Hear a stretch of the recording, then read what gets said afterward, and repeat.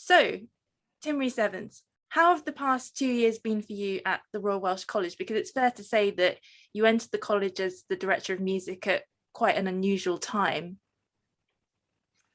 Yeah, it's that would be the understatement of said. I'm trying to define these times that we've all lived through, and no word seems to encapsulate the real, just how strange and unorthodox and scary and unifying and at the same time offering a chance to reset. So the college was closed mid-March, and then I started in post on the 1st of April. But fortunately, from the January, I'd been doing a day a week in the building, and I've lived in Cardiff all my adult life. I know the institution well. I was a master's student here myself about 25 years ago or something.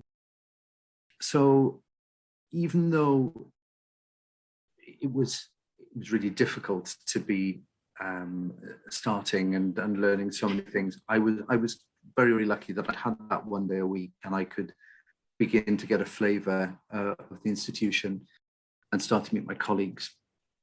But I mean, we're 18, 19 months into post now, and I met somebody just earlier today who I've been having weekly meetings with, and we've never met in person. So the things that I think we would take for granted when we normally start a job, the orienteering of the building, the kind of coffee queue conversations that happen, the chance encounters that one would normally have and would really inform everything. There was none of that, obviously.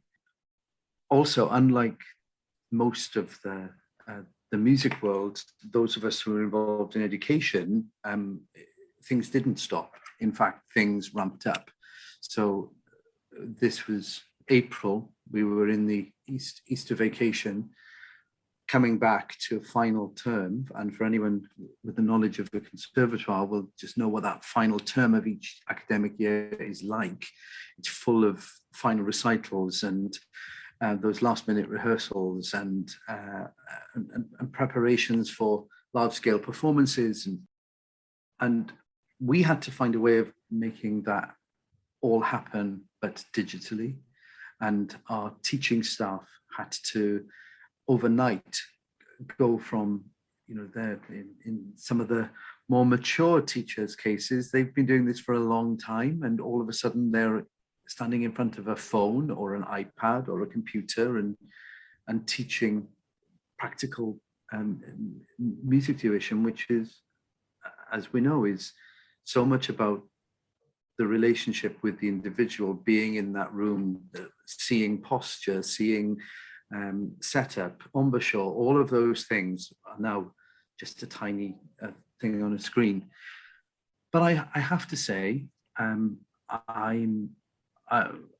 been nothing but full of admiration of all the staff and students here who just went with it, accepted it. I mean, this is a global pandemic, so there was nothing anyone could do but try and make things work.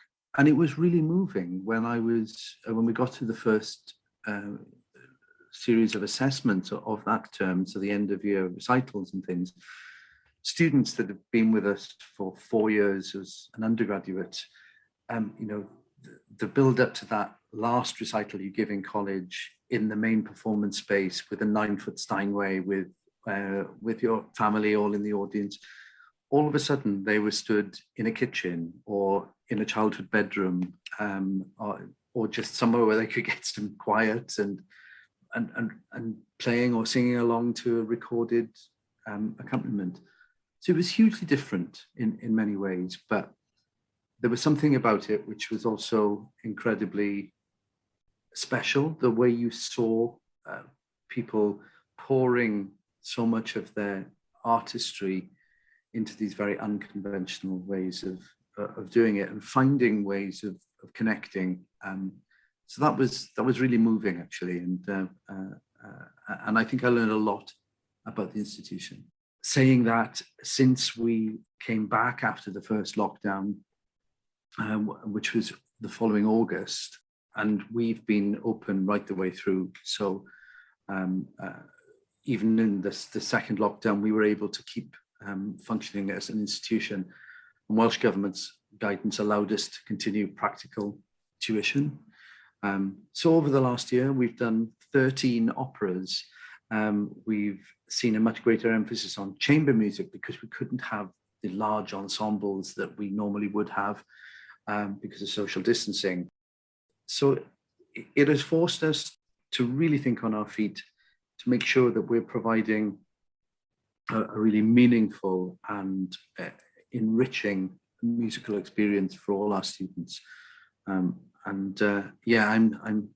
obviously very delighted now that we are starting to see things happen as we once would have taken them for granted, and I'm very, very grateful for that. What's it like having all the students back in college? Are you able to now go back to face-to-face teaching, or are you doing a mixture of both online and face-to-face learning? We are still going to be doing some blended delivery of our learning and teaching. Since we reopened back in August 2020, we have had students in the building every day, accessing the practice rooms, initially having lessons, one in person, one online, one in, but as the year's gone on, it's been a much more, I hate to use the word normal because none of us know what that is anymore, but we are back in a situation where the students are back in the building much more. The social distancing, which was huge when we started, is now much less. But it's absolutely brilliant to be seeing the students face to face, and also as teaching staff here and as senior management, we've all been working from home whenever we possibly could. So even though the students might have been in, I haven't been able to see them. So it's just great now. But the rest of a person, I'm so used to seeing somebody, as I'm looking at you, Annabel, now, is your shoulders up, and then realizing that people have arms, they have legs, and so just getting to know the whole person. I think the other thing that's been, I wouldn't say a bonus because that's callous in a time of a pandemic, but we have an amazing visiting artists program at the college, and our chamber music series at the Outskirt Concert Hall, and it's incredibly varied and rich program. And whilst concert halls were shut and whilst theatres were dark, we had artists who we would probably in a normal time not be able to attract to come to our institution.